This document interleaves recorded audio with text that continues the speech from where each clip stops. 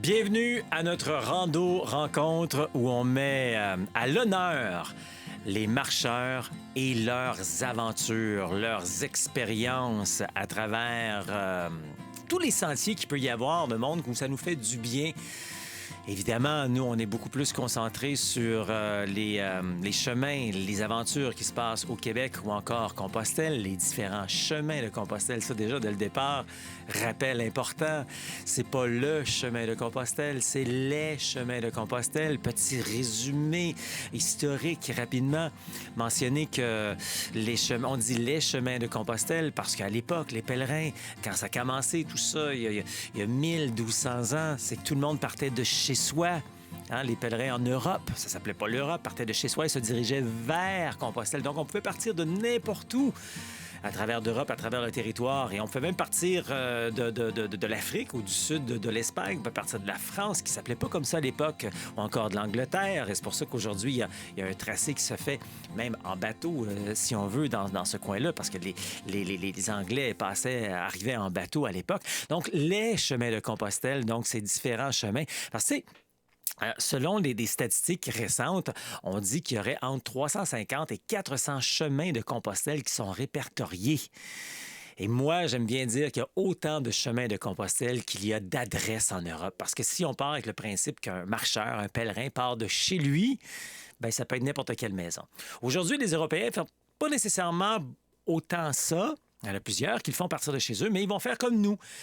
Souvent, les Nord-Américains, où on va aller s'installer à un point d'ancrage important, que ce soit Saint-Jean-Pied-de-Port, que ce soit Le Puy, que ce soit Porto, etc. Et on va partir de là parce que ça nous prend un point de départ, parce que, bon, on arrive souvent en avion quand on vient de l'international, de l'autre côté de l'océan.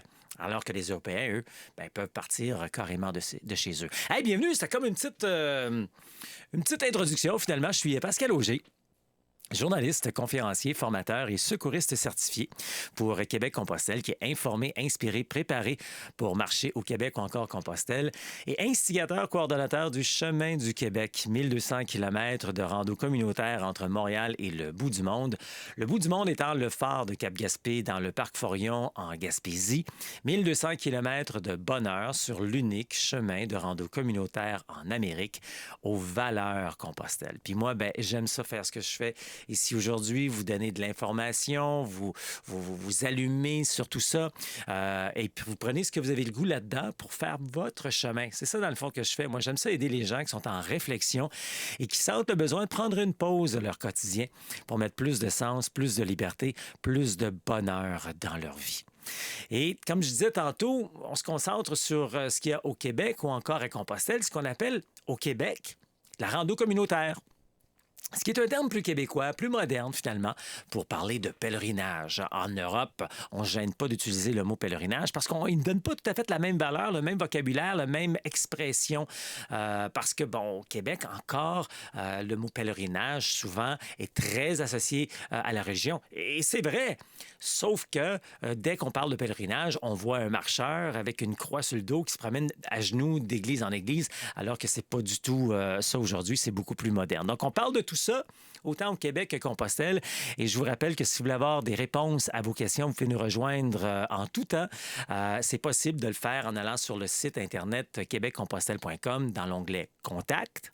Ou encore, vous pouvez nous rejoindre via info@québeccompostelle.com. Et sinon, ben, il y a nos groupes où vous aurez de l'information, c'est-à-dire le groupe Chemin du Québec, groupe Facebook, ou encore Marché, Santé, Bonheur. Et pour tous ceux qui sont dans les programmes, différents programmes comme celui très populaire, le programme Passionné, n'oubliez pas, en plus, ben, vous pouvez marcher avec nous gratuitement 2 fois par mois. On a des rendez-vous à se faire. Et en plus, sous chacune des capsules, ben, il y a des endroits où vous pouvez émettre vos commentaires ou encore poser vos questions.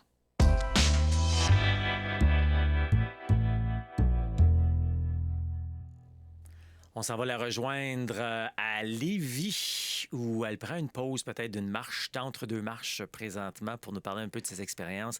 Fabienne, merci beaucoup de nous offrir ce temps-là pour jaser de tes expériences de marche de rando. Ça fait plaisir. On a vécu de beaux moments ensemble il n'y a pas si longtemps. On a vécu un beau chemin de Compostelle ensemble. Puis j'ai hâte que tu m'en parles encore davantage là-dessus. On a beaucoup jasé ensemble, toi et moi.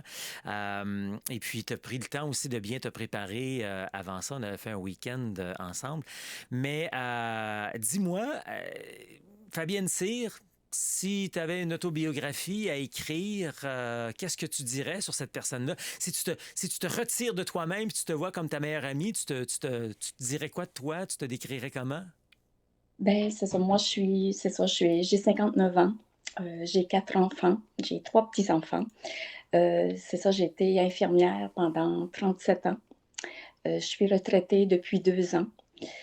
Je suis une personne qui a toujours aimé aller dehors. La nature, pour moi, tout ce qui est extérieur, comme c'est un peu mon besoin, mettons, d'aller à l'extérieur, de faire du sport, toutes ces choses-là, c'est un peu comme boire et manger.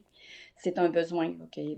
À tous les jours, je dois sortir, je dois aller marcher, que ce soit courir, que ce soit du vélo, du ski de fond, peu importe. J'ai besoin de sortir à l'extérieur. Ça, j'ai toujours été comme ça là, depuis mon plus jeune âge, là, depuis de ce que je peux me souvenir. Fait que c'est ça mon besoin de, de,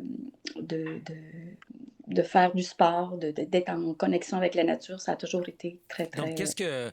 avant que je te connaisse tellement dans le passé, avant, surtout que tu travaillais, tu dois avoir un petit peu moins de disponibilité à l'époque, qu'est-ce que tu faisais comme activité de sport, de plein air et tout ça? Comment tu te gardais active? Euh, de la marche, du vélo, les enfants, même quand les enfants étaient jeunes, tout ça, on faisait beaucoup de randonnées à vélo, ces choses-là. On a toujours été très, très actifs. Autant les 4 saisons, là, ça a toujours été comme ça.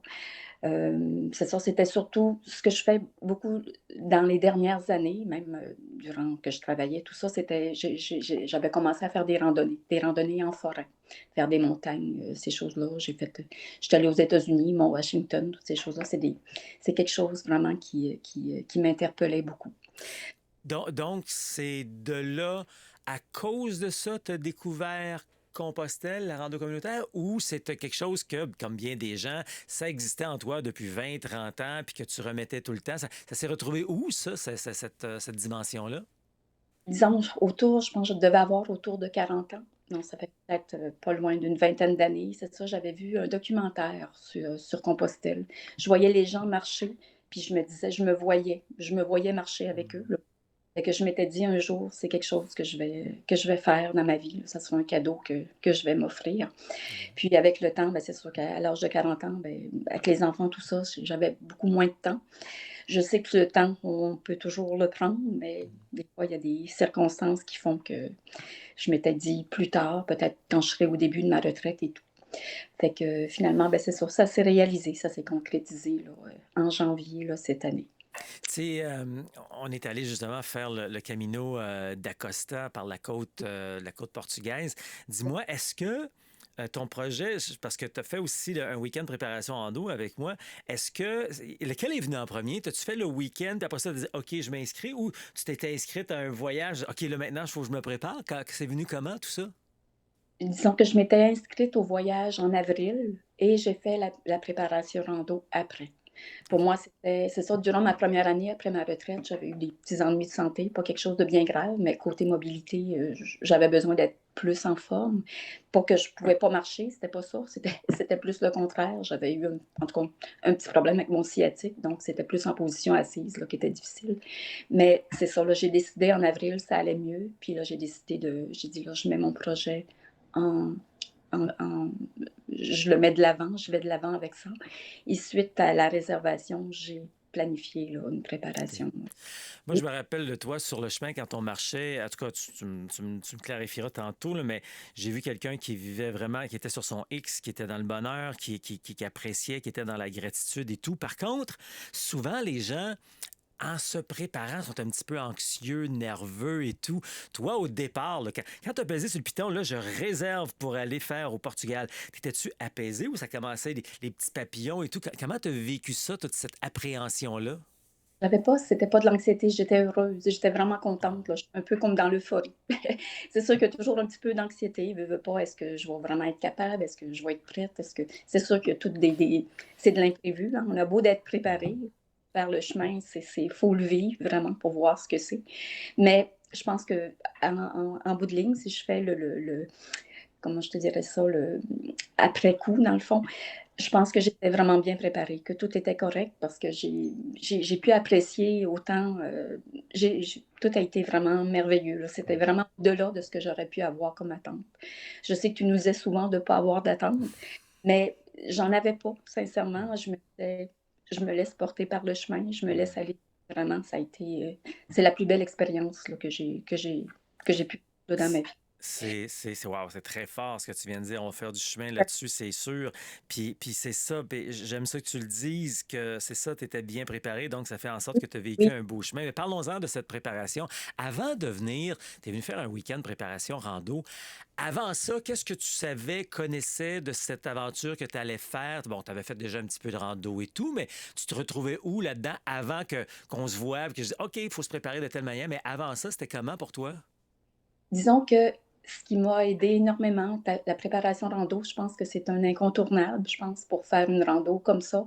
Côté matériel, tout ça, tu sais, je me disais, bon, j'ai quand même quelques affaires ou quelques atouts, mais je pense que le fait d'avoir la préparation avec toi, ça a été vraiment un gros, gros plus. Côté physique, je l'avais comme déjà. Pour moi, c'était pas compliqué d'aller marcher. Je pense, j'ai fait vraiment l'aller-retour, puis même un petit peu plus. Je suis allée à Gaspé, je suis revenue à Montréal à l'aéroport. Moi, Avec le défi, ça marche, là, ouais. après, oui. Fait que pour moi, ça, c'était pas une corvée de partir marcher tous les jours. Comme je te disais, c'est comme un besoin. Fait que côté physique, il n'y avait aucun problème, en autant que mes jambes, mes pieds, que tout était correct. Puis le côté psychologique, je l'ai fait beaucoup aussi en écoutant des podcasts, des choses que tu as fait. C'est vraiment, je pense que quand on suit ça, je pense, puis qu'on le fait, c'est sûr qu'on a toute une raison pour laquelle on veut marcher, on veut aller marcher. Mais quand on a tous les outils, je pense que la réussite est là. Et je pense qu'on Donc, peut pour pas. toi, le côté physique, évidemment, tu l'avais bien acquis. Tu es une femme en forme, active et tout. C'était beaucoup l'information, tu sais, savoir comment ça marche là, au Québec, ou encore Compostelle, ou marcher, ou manger, ou dormir. Le sac à dos, l'équipement, le bon poids, ça Oui, t'a beaucoup nourri, ça t'a beaucoup aidé dans ta préparation, mis à part la santé puis de oui, marcher, là. oui, énormément, parce que sinon, il y aurait peut-être eu j'aurais probablement réussi, pareil, parce que Mhm. physiquement, dans ma tête aussi, c'était clair que je voulais le faire, puis tu sais, j'étais déterminée. Mm. Mais c'est sûr que ça a été un plus, de t'avoir rencontré. Ah, ben merci, merci. Je cherchais pas nécessairement ça. Je tiens tout de suite à préciser que Fabienne n'est pas payée pour dire ce qu'elle dit là. Là, on a une belle discussion, puis je suis content de l'avoir. Moi, c'est vraiment de vous mettre à l'honneur qui est super important. Puis dis-moi, tu as ouvert une porte il y a quelques secondes. J'espère qu'on peut y aller parce que c'est un petit peu ouvert. Tu as dit, on a tous une raison pourquoi on veut faire ça. Quelle Oui. était ta raison, toi, d'aller marcher Compostelle? Dans le fond, c'était dans toutes mes années, tu vois, j'ai 59 ans, c'est la première fois que je me permettais d'avoir du temps juste pour moi. Mm. C'est comme c'est comme je dirais, on devrait le faire. Je pense qu'on devrait tout le temps le faire, mais on reporte tout le temps. Les autres passent avant nous, les autres, que ce soit la famille, que ce soit. Mais là, c'était vraiment un temps d'arrêt juste pour moi. Puis ça a été, mon Dieu, ça a été vraiment bénéfique, là. Ça a été sur toutes les sphères de ma vie. Je pense que ça a été vraiment. Je me sens beaucoup mieux, beaucoup plus. On dirait depuis que je suis revenue, je suis comme un peu dans un. Je suis encore, je sais pas, je flotte encore un peu. Un peu dans la sérénité, dans la gratitude, c'est ça, ça change un peu tu sais, dans la vie, on on se trouve, on se perd, on se retrouve. Tu sais, c'est toujours un peu comme ça, tu sais, on chemine. Des fois, on a des hauts, on a des bas. On finit toujours par se retrouver puis d'atteindre un certain équilibre, mais je pense que c'est les aléas de la vie. On a des hauts et des bas. Mais le fait de faire le chemin, je pense que c'est quelque chose que que j'aurais dû peut-être m'octroyer plus tôt. Peut-être que des fois, on a des bas qu'on aurait eu, qui auraient été moins difficiles. Sans être toujours dans le haut, je pense qu'on ne peut pas toujours être dans le haut, mais d'avoir un certain équilibre, d'avoir au moins, je pense que, parce que c'est un temps d'arrêt, donc on marche, on est vraiment centré sur nous. Puis, non, c'est vraiment un plus. En tout cas, pour moi, je l'ai vécu vraiment de façon positive, là. C'est Mmh. tellement puissant ce que tu dis, puis à quelque part, tu te dis, ouais, mais Pascal, c'est toi qui dis ça d'habitude, mais c'est vrai, mais de l'entendre de quelqu'un, j'en ai la chair de poule, France. Fabienne. J'ai vraiment la chair de poule. J'aime ça, entendre ça. Puis c'est juste du wow. Donc, puis tu sais, dans le fond, là, aujourd'hui, on se parle, puis j'essaie toujours, quand on fait, là, je vais briser une de mes règles, là, quand on fait un truc de même, j'essaie toujours de rester le plus intemporel possible parce qu'on ne sait pas quand les gens vont regarder ceci. Ils peuvent le regarder dans 2 jours comme dans 2 ans. Mais bon, ce que je veux briser ma règle dans le sens que ça fait à peu près 6 mois qu'on a fait notre, pas, Même pas, ben, même le pas voyage. 6 mois. Puis tu dis que tu ressens encore, mais moi, je vais juste te dire que tu vas tout ce que tu as fait en allant marcher Compostelle, c'est que tu as semé une graine, Oui, puis là, c'est en train de pousser. oui, Puis oui, ce que tu as vécu là-bas, là, à tous les moments de ta vie, tu vas en ressentir. Tu sais, souvent, les gens, ou je m'en mets un peu avec ça, c'est souvent les gens vont marcher Compostelle, puis après une semaine, ils s'imaginent que leur vie va changer. Ta minute, là, tu sais, là. Ou ben non, ils terminent le voyage. Des fois, ça arrive qu'ils terminent le voyage, puis ils n'ont pas eu les réponses, tout ce qu'ils voulaient. À ta minute, toi, ça va juste prendre plus de temps, c'est tout. oui, Moi, ça fait plus de 15 ans que j'ai fait mon premier voyage, puis je le ressens encore. C'est sûr que je vais me ressourcer là très souvent, là, mais oui. je le ressens encore aujourd'hui. Donc, prépare-toi à ça parce que tu vas voir que ça va grandir de plus en plus dans la vie de tous les jours. Dis-moi, si toi, tu ressens ça, j'imagine que des gens dans ton entourage doivent le voir, le ressentir également un petit peu, qu'il y a, il y a un nouvel aspect de Fabienne.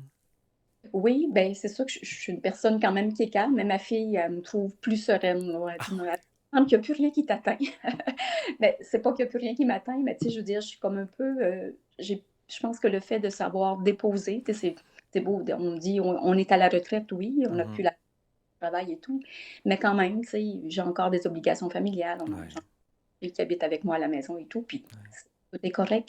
Mais tu sais, de prendre vraiment un temps d'arrêt pour soi, Ouais. c'est quelque chose que je veux revivre, là, que je veux, que je veux. Puis je me dis, tu sais, des fois, quand on atteint des bas, l'avoir fait peut-être à d'autres moments de ma vie, je pense que ça aurait été, comme je te dis, ça aurait peut-être mieux coulé, comme une rivière, là, on prend un temps d'arrêt, puis après, on rembarque, puis tout va.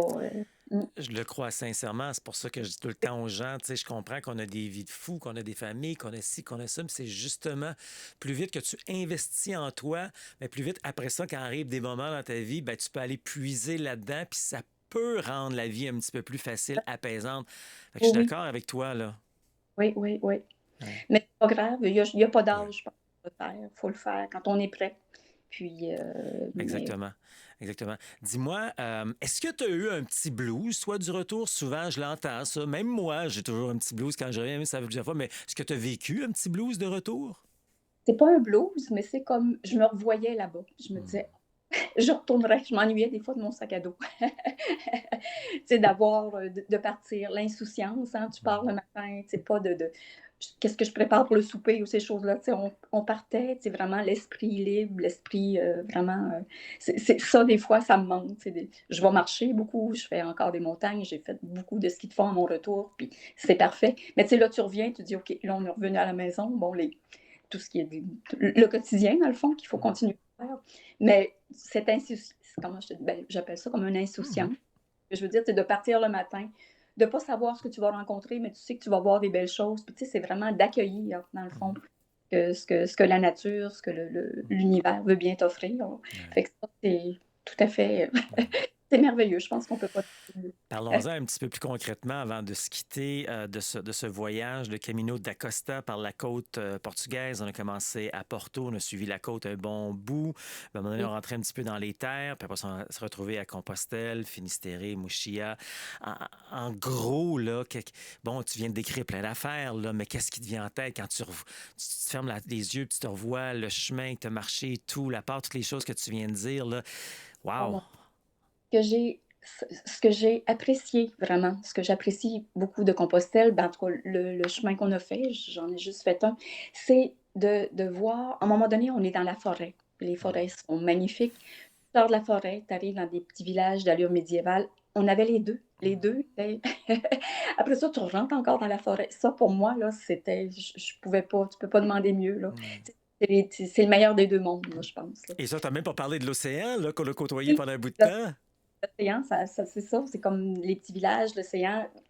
De l'avoir fait de ce côté-là, du côté Mhm. Portugal, ça, j'y tenais, ça, c'était vraiment, ça a été vraiment, vraiment un plus. Puis Mais c'est quand on rentrait dans la forêt, les petits villages, l'eucalyptus. l'eucalyptus, Ah. il y a tellement de belles, de beaux souvenirs, de beaux paysages qu'on a vus, là. C'était vraiment, c'était magnifique. Mais d'avoir les deux, ça a été vraiment un plus. C'est on avait des villes un petit peu plus grandes, des fois qu'on a traversées aussi. Mais c'est ça, moi, c'était plus les petits villages médiévaux, les champs. On était des fois comme au milieu de nulle part, quasiment. Mhm. Mais c'était beau, c'était vraiment magnifique. Ouais. Est-ce que pour toi, la signification était plus puissante quand tu es arrivé à Santiago, à Finistéré, à Muxía? Il y en a-tu un qui ressortait plus que... C'est sûr que c'est Saint-Jacques. Ouais. Saint-Jacques de Compostelle, le fait d'arriver là-bas, c'est comme on savait que c'était pas fini parce qu'on se rendait à Finistéré et tout. Mais Finistéré, il faut le faire. Comme tu nous le disais toujours, c'est comme la fin de la terre. Ça a été vraiment spécial. Saint-Jacques, oui, parce que tu sais, on arrive, dans le fond, c'est l'église. Ça, j'ai adoré le fait qu'on puisse revenir. Il y a une journée, la dernière journée qu'on revient, ça, j'ai vraiment, vraiment apprécié. Parce que quand on est arrivé, on arrive tard en journée, on a comme, le lendemain, on repartait. Donc, ça nous a permis vraiment, là, moi, cette journée-là, pour moi, elle a été vraiment, vraiment importante. Puis, dans le fond, c'est comme un peu le but, c'est de se rendre à Mhm. Saint-Jacques. Mhm. Mais Finistéré, c'est la fin de la Terre. Quand je regarde les photos encore, je me dis, mon Dieu, on s'est rendu à la fin de la Terre. Tu sais, c'est comme, c'est encore, c'est un beau moment puissant aussi, là. Et quelle finale qu'on a eu, le coucher de Oui, soleil, qui était soleil, un des couchers de soleil les plus parfaits que j'ai eu là-bas. J'en ai eu de toutes les sortes, mais c'était beau, ouais, ouais. là.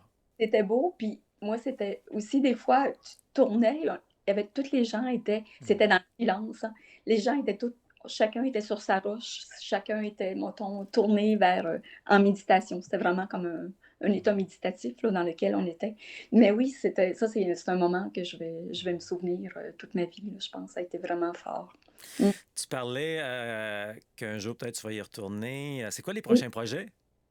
Euh, J'aimerais faire le Camino Frances. Oui, ce que j'aimerais, c'est partir peut-être du Puy-en-Velay. Le côté France m'a toujours beaucoup interpellée. Fait que c'est ça serait peut-être de ce côté-là. Je ne sais pas si je le ferais d'un coup ou en deux parties. C'est sûr que j'aimerais me rendre à nouveau à Saint-Jacques-de-Compostelle. Mais oui, c'est quelque chose éventuellement que, oui, peut-être d'ici 2 ans. Là, j'essaie de le mettre pas trop loin, celui-là. Mhm. Mais oui, j'aimerais revivre une aventure là, de cette façon-là. Puis peut-être aussi sur les chemins du Québec un jour, on ne sait pas. Mhm. Donc, après avoir anticipé tout ça, te donner ça comme cadeau de retraite, fait une formation, ben, t'es inscrite pour un voyage, ensuite faire ta formation et tout. De toute cette grande aventure, là, quelques mois plus tard maintenant, qu'est-ce que tu retiens de tout ça? Euh, Dans le fond, ce que je retiens, ben, je pense que c'est le plus beau cadeau que je me suis fait dans ma vie. Euh, c'est que c'est une expérience de vie. C'est pas un voyage. C'est vraiment une expérience de vie. C'est quelque chose qui vient mettre un baume, dans le fond, sur toutes les choses. Comment je te dirais ça?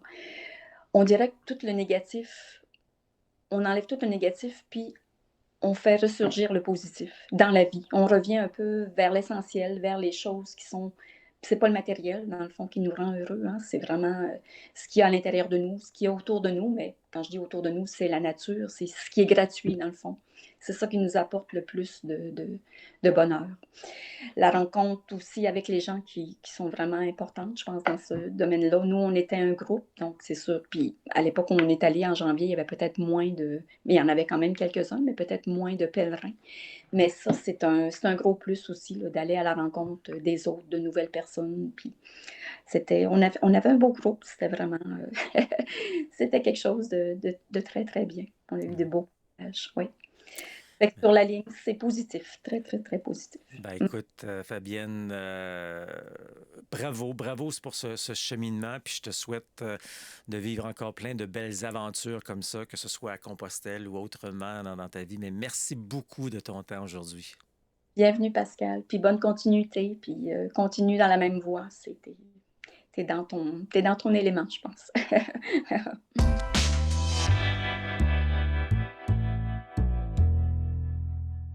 Avec des gens aussi inspirants, on veut passer à l'action.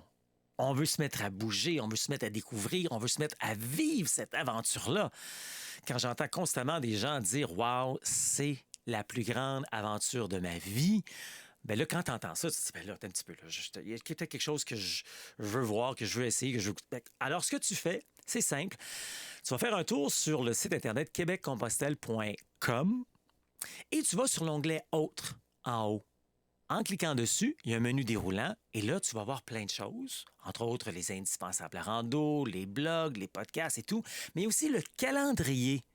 Tu cliques sur le calendrier, tu attends 3 secondes et là, pouf, apparaît devant toi le calendrier de toutes les activités, événements, rendez-vous qu'on te donne dans une année. Et tu vas voir qu'il y a presque quelque chose au calendrier à tous les jours. Quand c'est pas une conférence entrevue qui arrive, quand c'est pas un blog, quand c'est pas un podcast, quand c'est pas un Facebook, une diffusion Facebook, ben c'est des rendez-vous qu'on se donne, des randos initiation retrouvailles, des semaines de rando au Québec, des invitations pour marcher Compostelle. Alors, toutes les activités que l'on fait sont là. Vous allez retrouver le tout juste en cliquant dessus. On a plus d'informations également pour pouvoir participer à ces activités ou encore recevoir ces listes PDF de matériel, de circuits, etc. Toute l'information est là. Autre truc également très important, si vous avez besoin de réponses à des questions. Il y a des choses vraiment intéressantes. Vous avez besoin de questions très larges. J'ai des questions très larges. Vous pouvez nous rejoindre en tout temps. Je l'ai mentionné un petit peu plus tôt. On va faire un tour sur québeccompostelle.com. On clique aussi sur le menu Autres et là, il y a les contacts. Vous pouvez nous contacter par là. Sinon, il y a le courriel info@commercial québeccompostelle.com, vous pouvez écrire et en l'espace de 24-48 heures, on va vous répondre également. Mais il y a aussi la possibilité de recevoir un appel de la liberté. L'appel de la liberté, bien, c'est 30 minutes qu'on passe ensemble. Quand je dis ensemble, c'est un membre de l'équipe ou encore moi. Et on se donne un rendez-vous. Et pendant ces 30 minutes-là, qui est totalement gratuit, on prend le temps de vous écouter. C'est quoi votre volonté? C'est quoi votre vœu? C'est quoi vos objectifs? C'est quoi l'expérience que vous souhaitez vivre en rando communautaire, pèlerinage ou encore au Québec ou encore à Compostelle? On prend le temps de voir c'est quoi là, qui vous allume comme ça. Ensuite, on vous fait penser, c'est quoi les éléments importants pour que ça se réalise, tout ça? Parce que quand on veut faire ce genre d'aventure-là, le succès de notre aventure sera toujours à la hauteur de notre préparation. Comme j'utilise souvent comme exemple, c'est comme un examen. Hein? Si tu vas faire un examen à l'université, si tu te prépares, si tu étudies, tu vas avoir une bonne note. C'est la même chose pour une aventure de marche de rando communautaire au Québec ou encore Compostelle. Et donc, on te fait penser aux 3 éléments les plus importants dans un appel à la liberté. Être bien informé, être bien inspiré, être bien préparé. On te montre tout ça avec des diapos, des photos, etc. Tu peux prendre toi-même des photos ou encore des sauve-écrans et t'en servir ensuite pour te lancer. Puis si tu veux passer une étape plus loin, si tu as le goût dans l'appel à la liberté, bien, on te parle des différentes manières que nous, on aide les gens ici à Québec-Compostelle. Donc, l'appel de la liberté, c'est très, très, très simple. C'est québeccompostelle.com/appel, APPEL, avec un A majuscule parce que c'est majeur le temps qu'on va passer ensemble. Tu vas être dirigé vers un questionnaire au départ pour être certain que tu es vraiment prêt à passer à l'action. Moi, j'adore aider les gens qui sont prêts à passer à l'action. Et puis par la suite, tu vas être dirigé vers le calendrier où tu pourras prendre un temps, soit le matin, l'après-midi ou encore le soir, prendre rendez-vous avec nous pour qu'on puisse t'aider à réaliser ce rêve. Parce que moi, c'est ce que j'aime faire, aider des gens qui sont débutants, novices, peu d'expérience et qui veulent avoir de l'assurance, de la confiance pour réaliser leur rêve de marcher au Québec ou encore Compostelle de manière humaine, sécuritaire et sans blessure. Parce que oui, peu importe qui tu es, peu importe l'âge que tu as, tu mérites une pause. Alors, réalise ton rêve de marcher au Québec ou encore Compostelle. Ça marche.